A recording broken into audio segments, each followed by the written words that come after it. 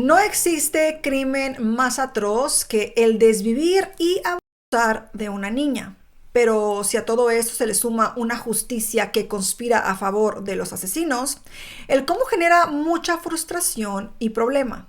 Este fue uno de los casos más aberrantes de Lima, Perú. Ella se llamaba María Jimena Avellaneda Ruiz. Tenía tan solo 11 años de edad y toda una vida por delante. Pero lamentablemente esto no pudo ser así, ya que en febrero del 2018, sobre las tranquilas calles de San Juan de Lurigancho, en Lima, Jimenita encontraría el final de su vida. Esas mismas calles serían unas semanas después testigos de gente indignada reclamando justicia. ¿Pudo haberse evitado la tragedia? ¿La justicia actuó equivocadamente? ¿O fue el clamor popular la verdadera herramienta para llegar finalmente a la verdad? Bueno, cuando lleguemos al final de este caso, ustedes podrán responder a estas preguntas y, bueno, dejarme saber su opinión al respecto. Y bueno, antes de comenzar con esta historia, que debo confesarles, me tocó en el corazón de una manera muy profunda porque al investigarla y leerla, me puse a pensar que en el momento de los hechos, esta niña, Jimenita, tenía la edad de mi hija, la pequeña, 11 años.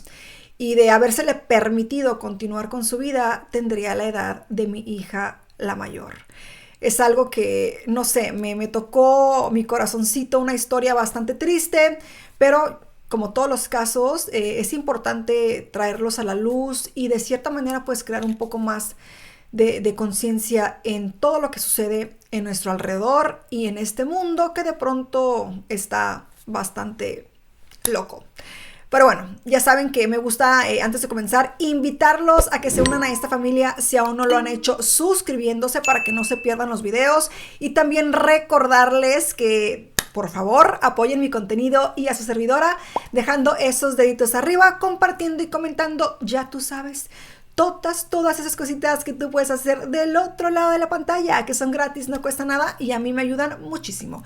En pantalla mis redes sociales para que me sigas y ahora sí, entremos en el caso del día de hoy. Comencemos hablando sobre quién era la niña. María Jimena Avellaneda Ruiz, hoy conocida mejor como Jimenita, nació en el 2007 al noroeste de la capital peruana. Las calles de Lurigancho fueron las únicas que ella alguna vez conoció. Era la hija menor del matrimonio entre Jorge Avellaneda y Ana Ruiz, padres muy amorosos y atentos que trabajaban todo el día para que a su familia no le faltara nada. Y Jimenita les recompensaba eso, no solo con buenas notas en la escuela, donde de hecho era reconocida como una gran estudiante, sino por su frescura y alegría. Amaba bailar y reír. Las fotos con su cara y una sonrisa gigantesca tristemente fueron una herramienta para reclamar justicia poco tiempo después. Pero hasta ese momento eran la carta de presentación de esta niña. Y bueno, aunque era tímida, amaba bailar. La expresión que no conseguía a través de las palabras la alcanzaba bailando. Pero esto era solo una vértice en el triángulo de sus principales amores que contemplaban las historias de princesas y su perrita Pandora. Jimenita conocía la película Frozen de principio a fin. Cantaba sus canciones, las bailaba e incluso la representó para un cumpleaños. Por otro lado, Pandora, su pequeña perrita, no se separaba nunca de ella. Era su refugio. Durante febrero, en San Juan de Lurigancho, como en muchos otros distritos de Perú, las vacaciones obligaban a los niños a participar de actividades o cursos a la espera del regreso a clases. Jimenita había sido anotada por sus padres en un curso de artesanías que se llevaba a cabo en la comisaría de Canto Rey. Era supuestamente un espacio de seguridad y respeto. Incluso esto le servía a Jorge y a Ana para cumplir con sus trabajos cuando la niña no tenía clases, ya que él trabajaba en una panadería a solo 2 cuadras de allí. Y en el caso de que Ana, la madre, no pudiera recoger a Jimenita del curso, ella podría caminar a la panadería donde trabajaba su padre. La mañana del 1 de febrero, Ana Ruiz le preparó todo a su hija, le eligió la ropa y le realizó una larga trenza francesa. Jimenita quería estar preparada para el día de curso. Ese iba a ser el último momento en que vería a su madre. A las 8 de la mañana comenzaban las actividades y la puerta de la comisaría de Canto Rey estaba llena de personas y niños. Jorge no era el único padre que había decidido acompañar a su hija. Jimenita, al ver todo el alboroto, le dijo a su padre que no se preocupara buscando estacionamiento. Ella se bajó y caminó hacia la puerta de la comisaría, que estaba a tan solo unos metros. Con todo lo que estaba ocurriendo y el gentío, Jorge nunca la vio ingresar. Y ese sería el último momento en que alguien de la familia la contempló con vida. Este curso duraba solo 2 horas. Ese día la madre no iría a buscar a Jimenita, así que el padre, Jorge, la esperaría en su lugar de trabajo a solo 2 cuadras.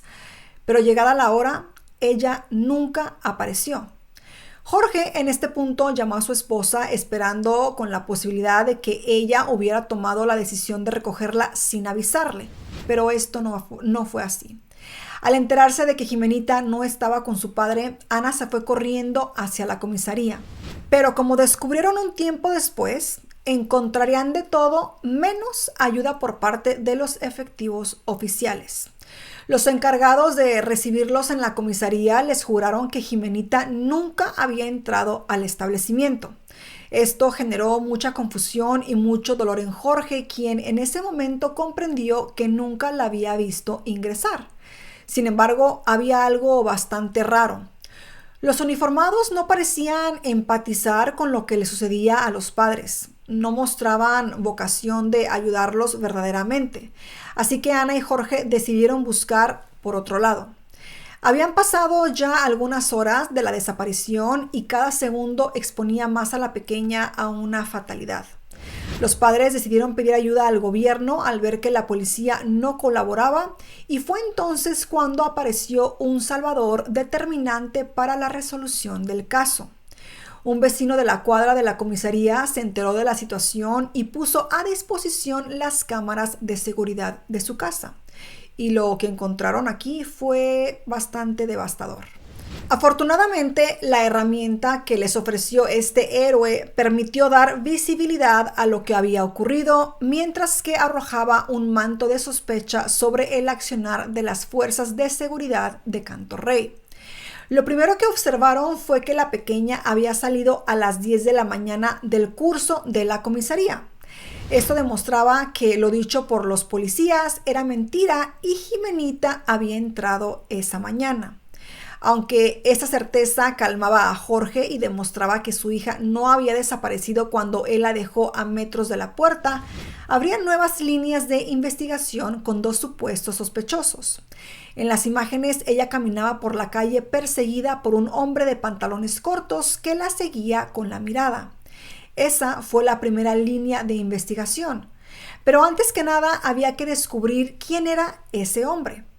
Con la presión de las autoridades del gobierno se consiguieron cámaras de otros negocios y esta hipótesis acabó siendo descartada.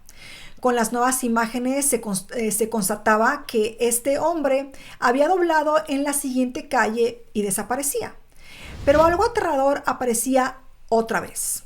Un hombre en una bicicleta que cruzaba el parque con Jimena a bordo. Al reconstruir el accionar con otras cámaras, la secuencia se hace más evidente. Este hombre se había cruzado con ella, la levantó en su bicicleta, dio 2 vueltas a la plaza y desapareció de las cámaras. Como pueden imaginarse, con el descubrimiento de estas nuevas imágenes de estas cámaras, la sangre de los padres quedó completamente helada. Quedaba claro que alguien se había llevado a su niña y estaba a merced de un desconocido cuyas intenciones desconocían por completo. Esto fue lo que detonó que la investigación dejara de estar en manos de la policía para pasar a manos del Ministerio del Interior. Mientras, dentro de la estación policial, un informante conocido por los agentes de nombre César hacía preguntas al respecto del alboroto. Uno de los uniformados le contó de la desaparición de la niña, de cómo sus padres habían conseguido las cámaras y que la investigación ya no estaba en sus manos. Al día siguiente se confirmó el peor de los finales. El 2 de febrero del 2018, las calles de San Juan del Lurigancho amanecieron mucho más oscuras de lo habitual. Obviamente ni Ana ni Jorge pudieron dormir. La búsqueda durante el día anterior había sido dramática, pero nadie los preparó para lo que iban a encontrar. A las 6 de la mañana, cuando pocas personas recorrían las calles, un motociclista vio una luz anaranjada en una esquina. En la oscuridad que de poco se retiraba, le llamó la atención ese detalle y quiso acercarse. Era una fogata, justo al lado de un campo de fútbol abandonado. Divisó unas ropas entre las llamas y creyó que se trataba de un maniquí. La verdad, como pueden imaginarse, era mucho más aterradora. Entre las llamas encendidas se encontraba el cuerpo calcinado de una niña en posición fetal. El hombre, desesperado, llamó a las autoridades que llegaron en minutos a ese lugar. Ante la posibilidad de que fuese, en este caso, Jimenita, convocaron a sus padres. La escena era, imagínense, una escena, una pesadilla, pero tenían que llevar a cabo este trámite. Y aunque técnicamente no pudieron reconocer a su hija porque la cara estaba calcinada, Ana Ruiz, la madre, reconoció al instante la cabellera con la trenza francesa que hacía menos de un día había realizado sobre la cabeza de Jimenita. Imagínense esto. En este punto, todo el barrio enmudeció. Mientras comenzaban a realizar los estudios forenses, en el lugar donde fue encontrada la niña desvivida, volvió a aparecer César, el informante de la policía. Tenía un dato que ayudaría a esclarecer el crimen. Dijo que había visto a una persona llamada Lencho, un reciclador conocido de la zona, llevándose a la niña. Los uniformados se movilizaron hacia la casa del hombre señalado, mientras que César preguntaba si había novedades de la grabación en video. Le comentaron que durante el día tendrían la información del responsable.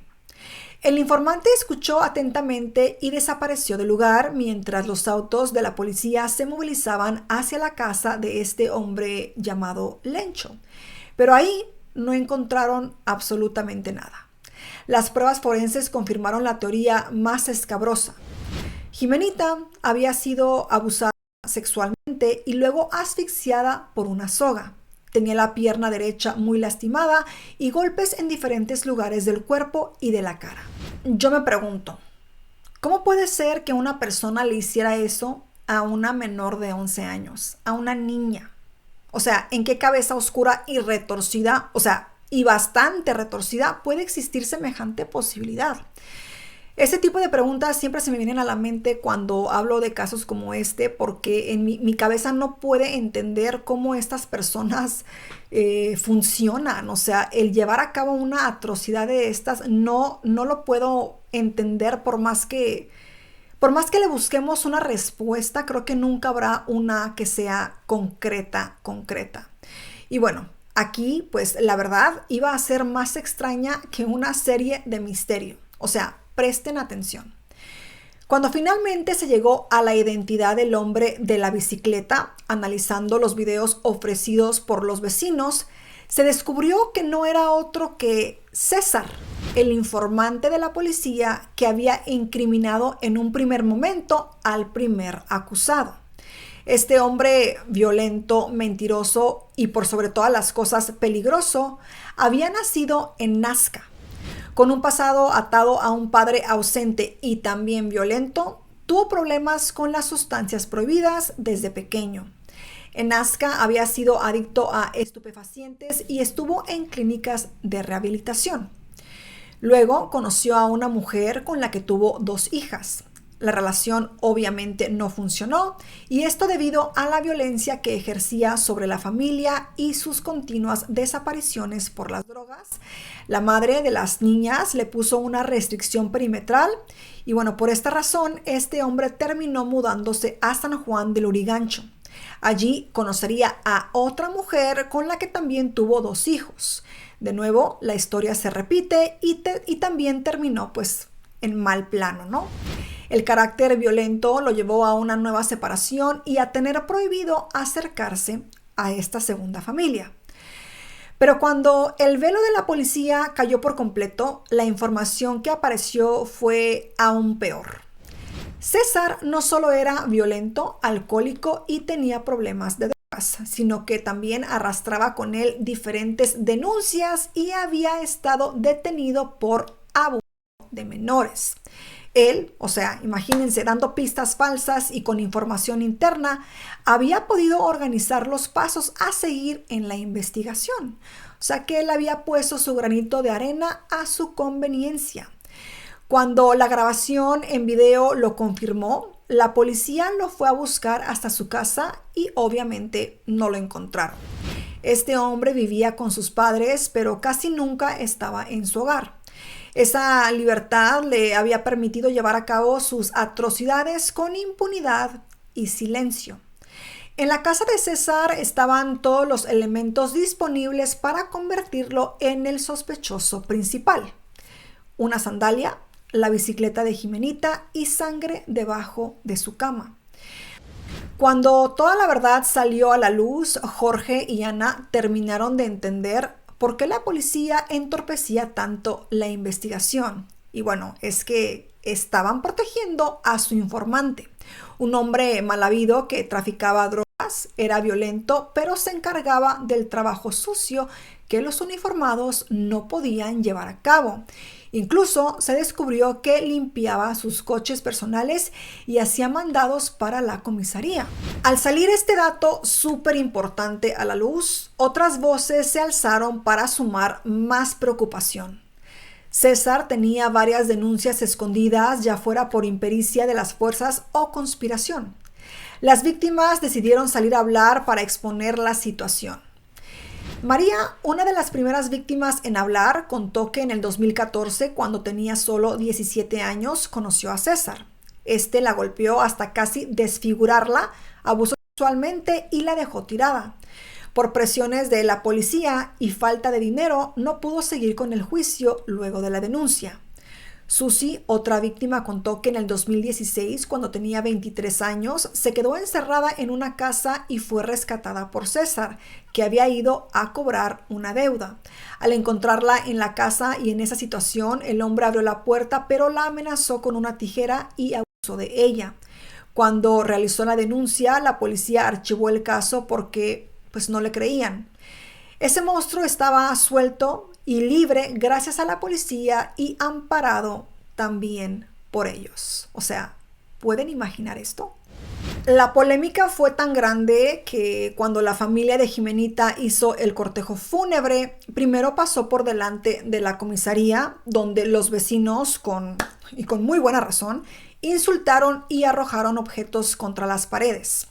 La policía, pudiéramos decir que pues también era responsable de lo que había ocurrido. Luego de esto, llegó el momento de pasar por el colegio, donde todos lloraron la pérdida de la niña, y la hermana de Jimenita habló con los medios de comunicación acompañada por Pandora, la perrita que tanto amaba a la pequeña y pues que ella estaba cargando en sus brazos. La imagen desgarradora recorrió todo Perú y finalmente la familia y los vecinos llegaron al cementerio, en donde dejaron descansar sin justicia a la pequeñita. El caso atravesó los límites del Lurigancho y así fue como una mujer que había visto las noticias reconoció a César, y este estaba en un barrio alejado de Lima. El fugitivo, buscando dinero de un familiar lejano para poder huir a Bolivia o quizás esconderse en una mina hasta que todo esto pues se calmara o pasara. Cuando la policía lo interceptó, no se resistió. Y bueno, quiero imaginar, o bueno, él se creía que tal vez pues era impune al tener amigos en las fuerzas. Lo transportaron en avioneta hacia el área de Callao con una fuerte custodia policial, ya que en la comisaría donde había estado la primera vez, los vecinos se pusieron violentos y quisieron lincharlo, entrando en conflicto con las fuerzas de la ley. O sea, El pueblo estaba bastante furioso con lo que este hombre había hecho y, o sea, con mucha razón. Cuando este entró al recinto, solo dijo: pronto se conocerá la verdad.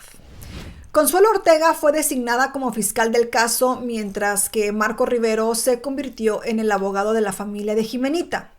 Al principio, César negó todo, pero cuando le mostraron una foto en sus redes sociales con la misma ropa que llevaba en el video de la bicicleta, lograron romper su muro de silencio.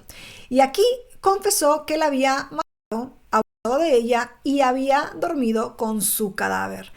O sea, más enfermo este hombre no podía estar. El testimonio, o sea, era algo que helaba la sangre de quien escuchaba esto. Y no solo eso, o sea, imagínense, esto no había sido como que un accidente, ¿no? Esto había sido premeditado. César había marcado a Ximenita días antes y aprovechó para secuestrarla al verla salir sola de este lugar donde ella estaba, de la comisaría, donde ella estaba llevando a cabo este curso de artesanía. Este la chocó con la bicicleta, lo que lastimó fuertemente su pierna derecha, y mientras le pedía disculpas a Ximenita, se ofreció a llevarla al médico. Ella, inocentemente, sin darse cuenta de sus malas intenciones, pues terminó siendo llevada a un descampado de fumadores de crack, donde este individuo la vio. Luego de asesinarla, quiso pues esconderla debajo de su cama para que su padre no la descubriera. Y bueno, esto explicaba lo que habían encontrado en su casa, la sandalia y bueno, los restos de sangre y demás. A la mañana siguiente, cuando César se enteró por la policía que estaban por descubrir con los videos de los vecinos la identidad del atacante, decidió deshacerse del cuerpo prendiéndolo en fuego. Y esto fue pues la fogata que observó el motociclista. Pero no contó con que sería descubierto. Su plan era que todo se volviera cenizas antes que la descubrieran. El perfil psicológico de César arrojó resultados muy contundentes. El hombre tenía trastorno psicopatológico con un impulso sexual aumentado. Era frío, suspicaz, evasivo, intolerante y mentiroso, tanto que llevó a cabo una estrategia que le dio varios meses sin condena. Cuando escuchó que le darían cadena perpetua, cambió el relato. Dijo que en realidad los dos estaban en la bicicleta y se cayeron. Ella se lastimó la pierna y él se desmayó del dolor.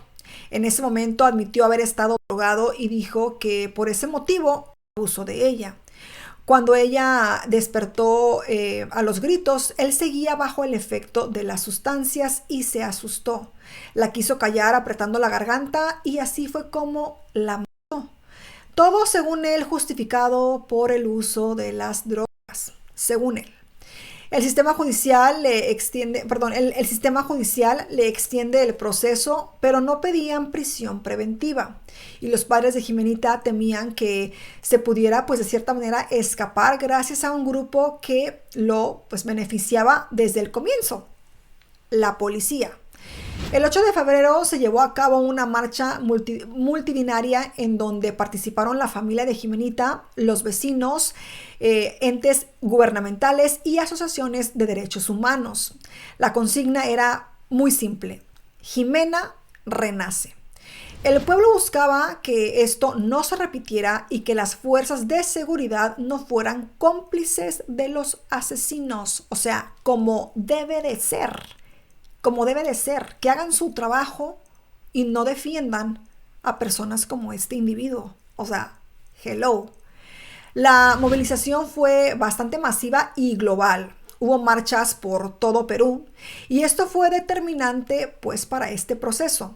Por ley dieron de baja los cursos en la comisaría, o sea, imagínense, ya nadie iba a querer llevar a sus hijos a los cursos de esta comisaría y me imagino que en algunas otras tampoco porque ya existía la desconfianza.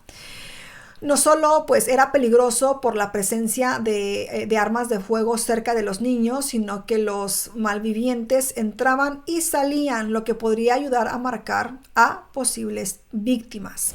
Además, 150 efectivos de Canto Rey fueron removidos de sus cargos. Al padre de César y a un oficial de la comisaría los detuvieron también por complicidad.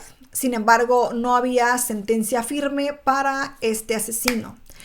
Por la presión social, finalmente el acusado terminó con prisión preventiva en el penal de máxima seguridad de Cochamarca en Pasco. La sesión se llevó a cabo a puertas cerradas porque, pues, o sea, imagínense, el pueblo buscaba linchar a este individuo por lo que había hecho. Pero la sentencia aún no llegaba. El inteligente informante cambiaba la historia a cada rato como para beneficiarse él mismo, lo que llevaba a que las autoridades tuvieran que volver a investigar todo, atrasando la sentencia.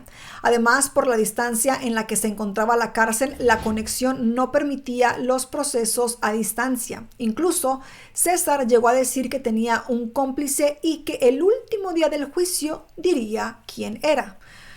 Esto obviamente nada más para confundir más a las autoridades. En diciembre del 2018, con riesgo a que se cumpliera el plazo y cayera la prisión preventiva o que la defensa lo considerara insano por sus problemas psicológicos, el abogado de la familia logró que se llevara a cabo el juicio. Y bueno, ¿cuál es el resultado de este juicio? Una pena de 37 años, la más alta para este tipo de delitos. Además, César fue condenado a 2 cadenas perpetuas consecutivas por delitos de secuestro de menor y violación sexual seguida de muerte. Y sumado a eso, el pago de $87,000 en concepto de reparación civil. Aunque Jorge Avellaneda y Ana Ruiz se sentían aliviados por haber conseguido finalmente, y digo, justicia entre comillas, porque 37 años me parecen muy pocos para este individuo, nada les devolverá a su hija. Tampoco la sensación de impotencia durante los primeros días en los que, desesperados por encontrarla, se encontraron con un sistema que les impedía llegar a la verdad y los seguía victimizando. Solo fue el clamor de su familia, vecinos y todo el pueblo de Perú lo que ayudó a esclarecer este caso. César, el loco de la bicicleta, nunca más verá la luz del sol. De alguna manera, María Jimena, o bueno, Jimenita Avellaneda Ruiz, iba a poder descansar en paz. Déjenme respirar un segundo porque leer o relatar esos casos me causa de pronto mucha tristeza por estos padres. A veces escuchamos tanto estas historias que se nos hacen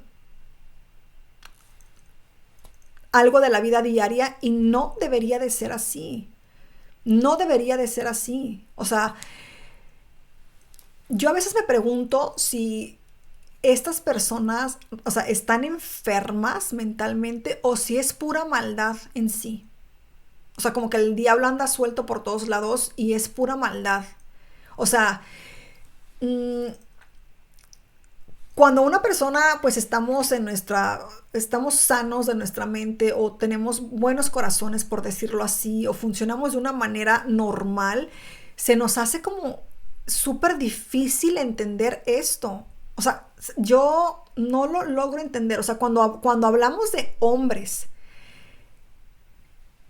abusando de niñas por su satisfacción, o sea,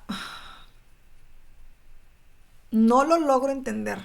De verdad, o sea, no hay ni palabras ni justificaciones, ni excusas, ni nada. O sea, no lo entiendo.